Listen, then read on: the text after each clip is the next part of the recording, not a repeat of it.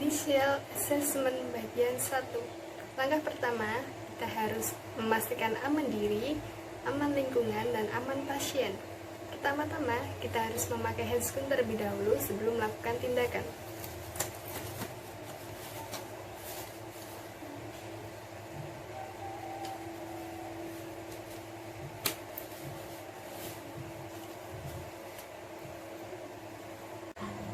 Langkah kedua, kita akan mengontrol servikal pada pasien yang bertujuan untuk mengetahui ada atau tidaknya fraktur servikal pada pasien. Tindakannya, kita akan menggelengkan kepala pasien ke salah satu arah, baik ke kanan maupun ke kiri. Di sini terdapat pasien yang tidak sadarkan diri. Kita akan mengontrol servikal pada pasien. Cukup menggelengkan kepala pasien pada salah satu arah, baik ke kiri maupun ke kanan.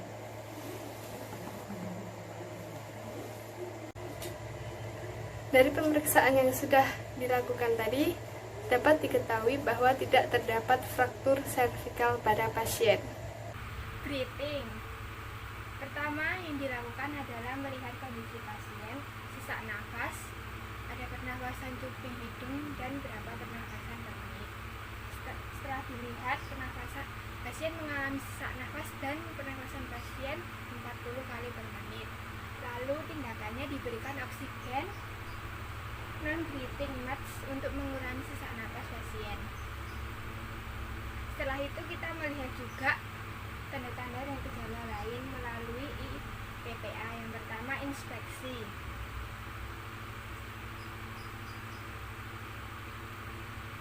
Lihat bagaimana bentuk dada pasien, simetris atau tidak, ada tarikan dinding ke dalam atau tidak, ada trauma atau tidak, ada lebam atau tidak, ada jejak atau tidak. Rongga dada, kalau mengalami luka biasanya akan lebih tinggi dari yang normal. Lalu kita melihat palpasi di dada pasien. Kita melihat suara sama atau tidak.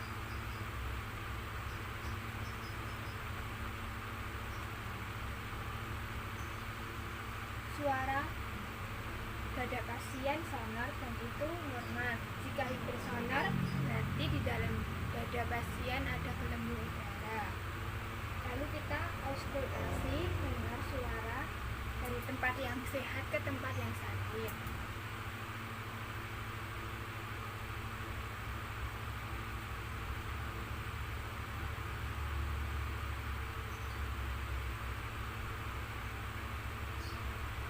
Suara di dada pasien bronkofesikuler berarti itu normal. Kita melihat palpasi, ada fraktur atau tidak, ada nyeri tekan atau tidak di bagian dada pasien. Lalu kita ada 3 kasus. Yang pertama, jika saat perkusi terdapat suara hipersonor atau adanya udara, maka akan terjadi distensi vena jugularis dan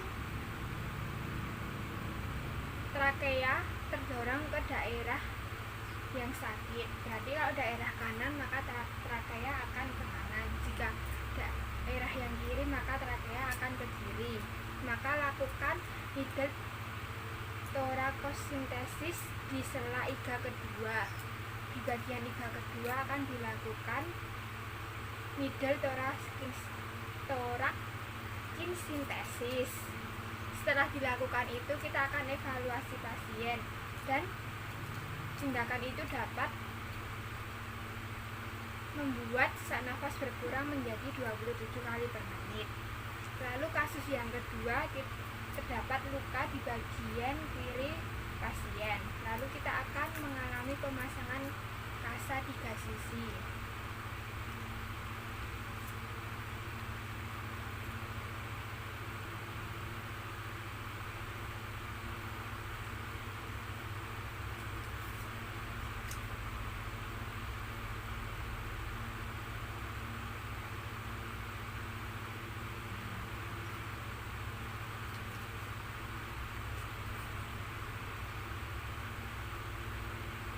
dilakukan pemasangan kasar di 3 sisi, biasanya akan dilakukan di operasi dan menyerahkan pasien ke ruang operasi. Kasus yang ketiga adalah valgus, fraktur tulang lebih dari 2, ditandai dengan tulang iga masuk atau cekung ke dalam saat inspirasi. Dilihat saat inspirasi pasien, berarti iganya atau itu dapat cekung atau masuk ke dalam. Biasanya pendarahan. Jika pendarahan akan dilakukan analgetik dosis tinggi dan itu dilakukan oleh dokter. Setelah itu biasanya kalau setelah diberikan analgetik dosis tinggi, pasien akan dilakukan dan masuk ke ICU dan dilakukan tindakan ventilator untuk menentukan cairan atau darah sakit saat perfusi. Biasanya di ICU juga dilakukan USG untuk melihat cairan yang keluar. Jika lebih dari 2000 cc akan dilakukan operasi. Baik Mbak, selamat siang. Saya perawat LS yang berjaga pada siang hari ini. Saya yang akan melakukan tindakan atau pemeriksaan circulation pada Mbak. Baik circulation yaitu untuk memberhentikan darah dan untuk mengetahui tanda-tanda shock pada pasien. Baik sebelum melakukan pemindaian dan pembalutan maka dilakukan cek PMS. Pertama, nadi terasa baik dan pergerakan masih ada dan masih teraba. Pada pasien terdapat fraktur pada kaki kanan dan pendarahan pada kaki kiri pasien. Selanjutnya saya akan melakukan pemindaian dan pembalutan pada pasien.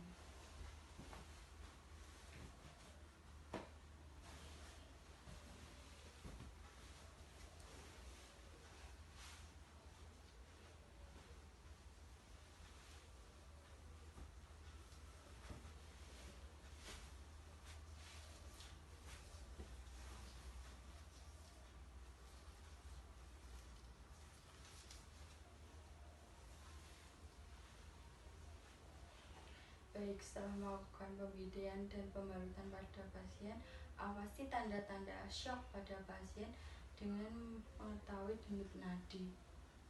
Denyut nadi masih teraba. Pemindaian dan pembalutan pada pasien, awasi tanda-tanda shock pada pasien dengan mengetahui denyut nadi. Denyut nadi masih teraba dan jika terjadi shock pada pasien, segera berikan kebutuhan cairan pada pasien. Selanjutnya evaluasi. Lihat tanda-tanda pendarahan pada pasien apakah masih ada atau tidak, dan lihat tanda-tanda shock pada pasien. Pasien mengalami shock atau tidak. Baik, terima kasih. Yang pertama yaitu respon membuka mata. Skor keempat yaitu pasien membuka mata dengan tanpa perintah maupun rasa nyeri. Untuk skor yang ketiga yaitu pasien membuka mata dengan perintah. Bu. Ya. Untuk skor yang ketiga yaitu pasien membuka mata dengan rangsangan nyeri. Pasien membuka mata. Untuk skor yang ke-1 yaitu pasien diberi rangsangan nyeri maupun perintah tetapi tidak ada respon. Bu. Sudah. Terus untuk kita mulai dengan respon verbal yaitu skor pertama. Skor kelima yaitu pasien bisa menjawab pertanyaan dengan baik. Ibu namanya siapa? Siti. Ibu tadi kenapa? Jatuh. Ya. Selanjutnya yaitu skor keempat, pasien bisa menjawab pertanyaan tapi masih bingung. Ibu namanya siapa? Rana. Siti. Skor yang ketiga yaitu pasien tidak bisa menjawab pertanyaan, jawabannya ngawur atau asal. Ibu namanya siapa? Jati Kuwung. Itu. Skor yang kedua, pasien ditanya hanya bisa mengerung. Begitu. Untuk skor yang ke-1 yaitu pasien diberi rangsangan dan diberi pertanyaan tapi tidak respon. Gitu. Untuk selanjutnya yaitu respon motorik, di mana skor ke-6 pasien bisa mengangkat tangan atau melakukan gerakan motorik tanpa gangguan atau normal. Angkat tangan kanan, Bu. Kiri, kaki kanan, kaki kiri. Baiklah. Selanjutnya yaitu skor ke-5, pasien diberi rangsangan dan bisa menepis. Begitu. Skor selanjutnya yaitu skor 4, pasien bisa menghindari saat diberi rangsangan. Gitu. Terus skor ke-3, pasien diberi rangsangan fleksi abnormal. Gitu. Selanjutnya yaitu skor kedua yaitu saat diberi rangsangan pasien atensi abnormal. Begitu. Selanjutnya skor ke-1, pasien diberi rangsangan dan perintah tetapi pasien tidak respon. Begitu. Terus selanjutnya yaitu pemeriksaan lateritas motorik, di mana dengan cara mengangkat kedua tangan kemudian jatuhkan. Ini dilakukan ketika pasien tidak sadar, yaitu saat untuk melihat keseimbangan motorik pasien. Begitu. Selanjutnya yang kedua yaitu meminta pasien genggam tangan perawat, itu dilakukan ketika pasien sadar. Genggam, Bu. Begitu. Saya akan menjelaskan cara menilai ukuran dan reaksi pupil dengan pen light.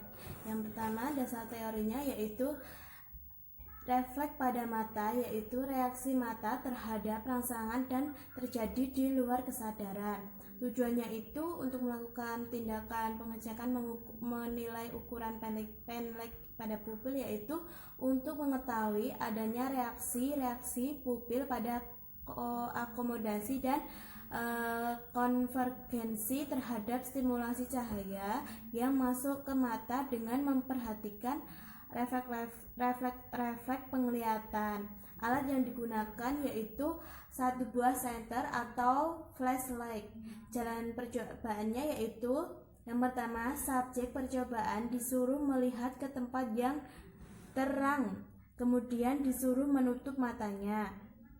Setelah menunggu sesaat kemudian disuruh membuka matanya sehingga akan terlihat pupil mengecil. Pada saat ini pelaku percobaan memperhatikan reaksi pupil dari subjek percobaan.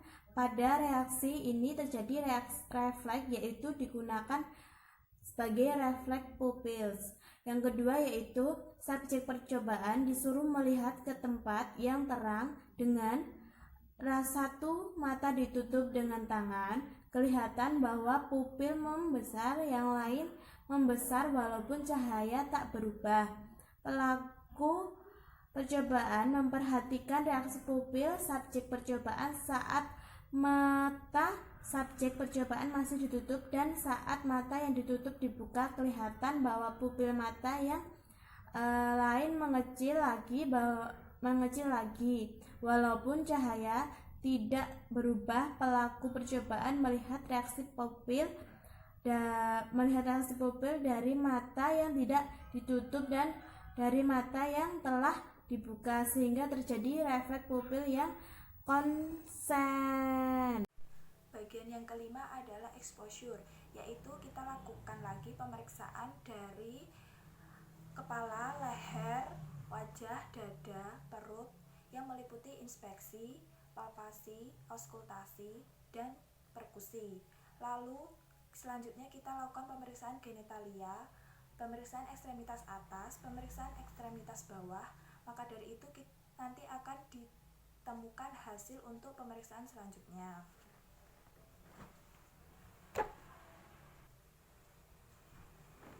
Pemeriksaan yang selanjutnya adalah menyelimuti pasien untuk mencegah hipotermi.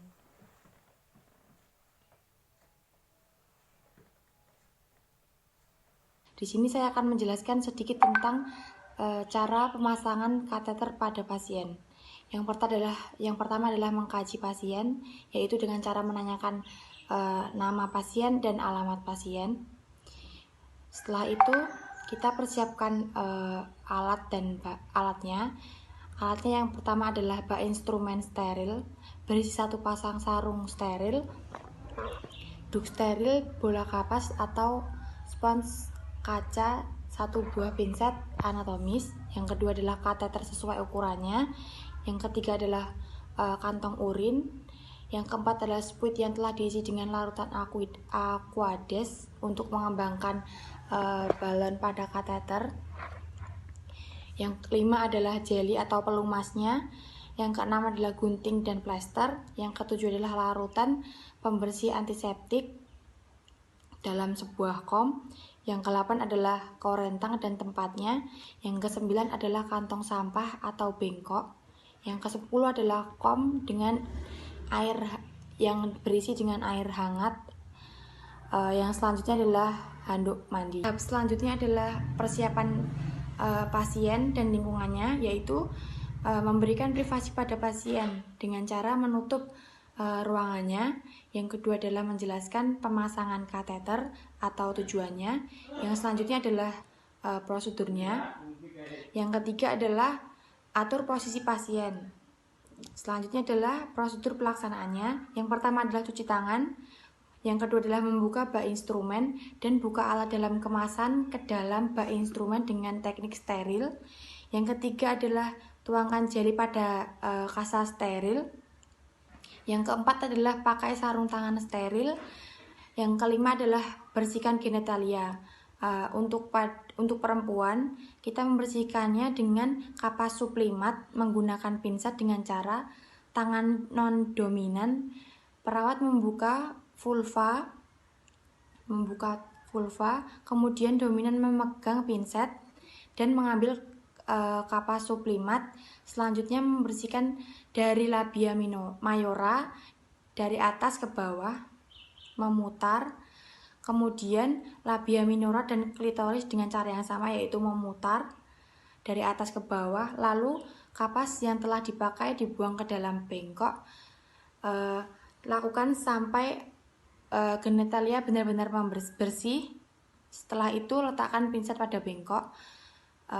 Untuk laki-laki menggunakan kapas, pinset dengan cara penis dipegang dengan tangan non-dominan. Penis dibersihkan menggunakan kapas sublimat oleh tangan dominan dengan gerakan memutar dari meatus ke arah luar. Tindakan dapat dilakukan beberapa kali hingga bersih. Setelah itu letakkan pinset dan bengkok setelah bersih. Yang keenam adalah memasang duk steril. Yang ketujuh adalah sambungkan kateter dengan kantong urin. Yang ke-8 adalah olesi kateter dengan jeli. Untuk laki-laki kurang lebih 12,5 sampai 17,5 cm dan untuk perempuan adalah 5 sampai 7,5 cm. Memasukkan selang kateter ke dalam uretra secara perlahan-lahan dan masukkan cairan NaCl atau aqueous kurang lebih 10 sampai 30 cc. Setelah itu tarik sedikit kateter. Kemudian pada saat ditarik kateter terasa tertahan, berarti kateter sudah masuk pada kantung kemih. Yang selanjutnya adalah lepaskan duk steril. Setelah itu setelah selesai bereskan peralatan dan bantu pasien ke posisi yang nyaman atau posisi yang semula. Setelah itu adalah lepaskan sarung tangan dan mencuci tangan. Selanjutnya adalah tahap evaluasi. Kita menanyakan respon pasien ketika sudah dilakukan pemasangan kateter. Bagaimana respon pasien? Setelah itu mendokumentasi, catat waktu pelaksanaan tindakan. Prosedurnya, tutup privasi ke pasien, minta pasien untuk membuka baju, lalu bersihkan area dada dan mata dan pergelangan tangan kanan kiri serta kaki kanan kiri, lalu olesi gel dan jeli. Untuk pemasangan elektroda matritas, untuk warna merah dipasang di pergelangan tangan kanan, kuning pergelangan tangan kiri, hitam pergelangan kaki kiri, hijau pergelangan kaki kanan. Untuk pemasangan elektroda bola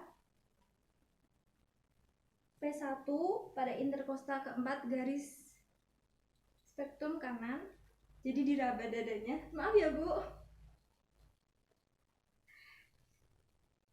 dipasangkan di dada. P2 di interkostal keempat garis interkostal garis sternum kiri sejajar dengan P1. Lalu V4 interkostal kelima garis pertengahan klavikula kiri pas punting atau bawahnya punting. P3 di antara P2 dan P4. P5 pada aksila sebelah depan kiri di sini. V6 aksila sebelah kiri belakang, jadi sejajar dengan garis ketiak.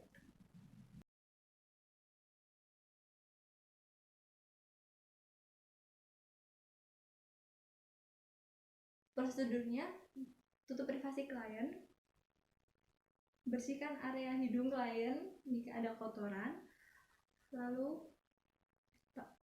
pakai handscoon steril, ambil selang NGT, lumuri dengan gel 5, ukur selang NGT dari telinga, hidung, dan ulu hati sekitar 45 cm. Lalu lumuri selang NGT 5-7 cm, dimasukkan ke hidung. Ibu mau tarik nafas, masukkan. Jangan lupa selangnya diklem. Untuk mengecek selangnya ada di lambung atau tidak, pasang ujung selang NGT dengan spuit 50 cc, tarik udara, hempaskan. Jika terbunyi, jangan lupa pakai stetoskop. Jika terbunyi suara duk, berarti sampai lambung, atau tidak dicek. Pasang spuit 50 cc di ujung selang NGT, tarik. Jika ada cairan berwarna hijau, berarti selang telah masuk ke lambung.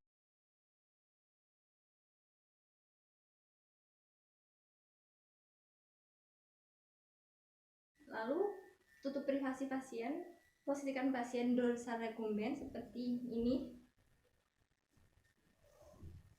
Siapkan alat terlebih dahulu seperti kom, masukkan betadine dan aquades ke kom, lalu kasa steril ke kom, pakai handscoon steril, bersihkan area kewanitaan klien, lalu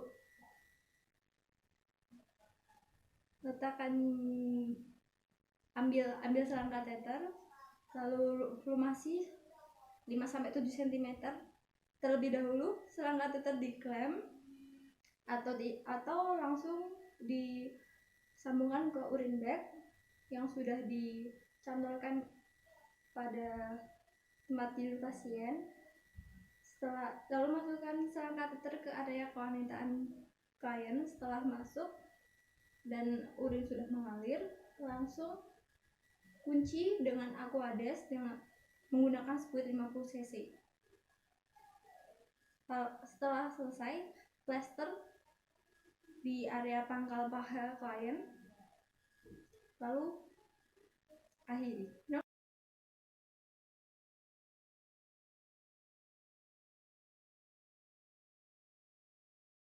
Prosedurnya, minta pasien meninggalkan bajunya sampai ke atas lengan, lalu ukur dari pergelangan sekitar 3 jari, pasang torniket,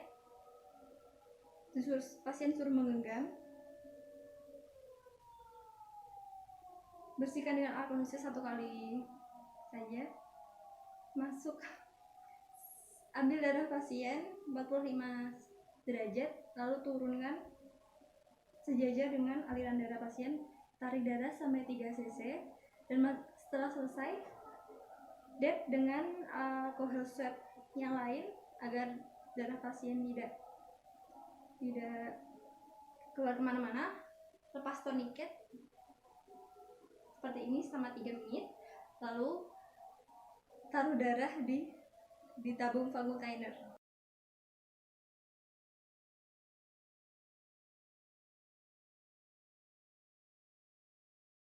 Bu, posisi nyaman Ibu ya, Bu. Yang pertama, prosedurnya kita cek tabung oksigen masih atau tidak, bisa digunakan atau tidak. Lalu setelah dicek dan bisa digunakan, pasang selang asal kanul ke klien, sambung kepada oksigen, nyalakan sampai 3 liter. Assalamualaikum Bu, perkenalkan saya perawat Hanita yang bertugas pada pagi hari ini. Bisa disebutkan nama dan tanggal lahir Ibu? Oh iya, baik Bu, di sini saya akan melakukan tindakan pengecekan tanda-tanda vital Ibu untuk mengetahui apakah normal atau tidak. Seperti itu Bu, apakah Ibu bersedia? Baik Bu, yang pertama kita cek suhu dulu ya Bu. Mohon ketiaknya Bu. Setelah sudah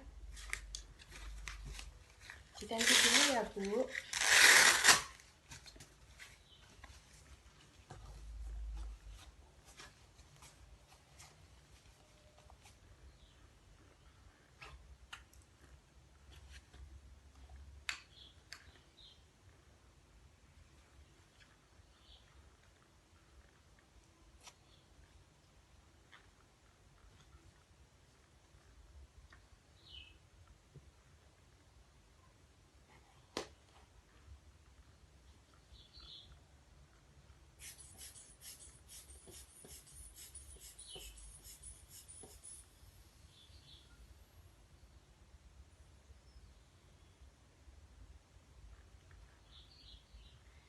Tensinya normal ya Bu.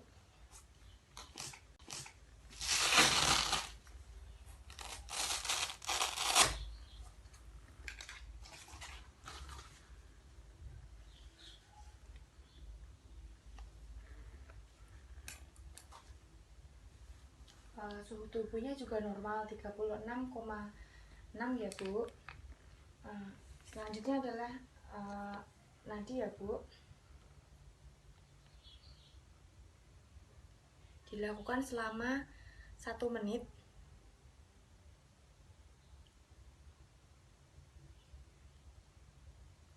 Nadinya normal. Selanjutnya adalah respirasi. Dilakukan selama 1 menit juga.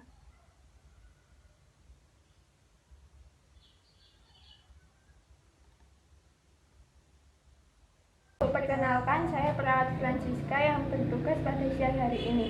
Di sini saya akan melakukan pengajian pada Ibu. Apakah Ibu bersedia? Sedia. Oke, yang pertama, apa yang Ibu keluhkan? Ini nyeri sama sesek. Oh, baik. Terus, apakah Ibu mempunyai alergi obat atau makanan? Tidak. Lalu, obat apa saja yang pernah Ibu konsumsi? Tidak ada, Mbak. Terus, apakah Ibu mempunyai riwayat penyakit yang dahulu? Tidak ada. Baik. Terakhir, apa yang Ibu konsumsi? Kemarin saya makan mie sama air putih, Mbak. Oh, baik, terima kasih Ibu. Iya. Yang pertama yakni tindakan head to toe. Di sini yaitu mengkaji dari atas, ekstremitas atas dan ekstremitas bawah. Yang pertama yakni pada bagian kepala terlebih dahulu. Kita lihat apakah di bagian kepala ini apakah ada cedera atau trauma. Kita lihat apakah ada odem atau ada kebiruan. Terus selanjutnya yakni di bagian wajah, di bagian leher, apakah ada luka atau apa tidak. Selanjutnya yakni pada bagian toraks dan abdomen. Pada bagian toraks dan abdomen ini menggunakan inspeksi, palpasi, perkusi, dan auskultasi.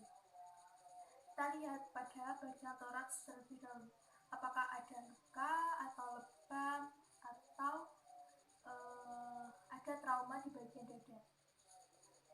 Kita lihat, terus kita palpasi, kemudian diperkusi dan auskultasi. Kemudian pada bagian abdomen, kita lihat apakah abdomennya ada ödem, kembung, atau ada luka terbuka atau ada luka dalam itu. Kemudian pada area genitalia, apakah ada luka atau tidak. Kemudian yang terakhir yakni di bagian ekstremitas bawah pada kaki, kita lihat apakah ada luka bakar, luka terbuka atau luka tertutup. Kita lihat apakah bisa digerakkan atau tidak bisa, seperti itu. Kemudian selanjutnya itu inspeksi pada posterior, ini tulang belakang dengan cara lock roll. Kita lihat apakah pada tulang belakang itu ada luka lebam atau luka terbuka atau luka tertutup, seperti itu. Dan terakhir yaitu fase terminasi. Kita evaluasi tindakan kita, apakah tindakan kita itu sudah benar apa belum. Kemudian tindakan selanjutnya, apakah harus segera dilakukan tindakan rujukan atau bagaimana, seperti itu.